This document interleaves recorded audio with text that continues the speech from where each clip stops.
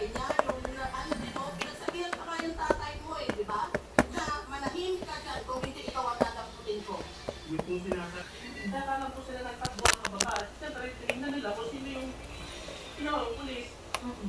Pero yung sinabi niya na ando doon na yun, kung dumating pa yung mga pulis, saka lang po sila nagpuntahan dahil napansin nila, alam na sila tapos may mga pulis doon.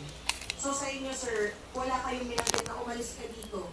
Ang kayo directly, sir, yung mga anak ninyo, yung nanay ninyo, mga kapatid ninyo, nabanggit ko ba na umalis sila o kasi nang bumalik? Okay. Oh, sige sa akin, mga meron. Maaari po yung anak ko, maaari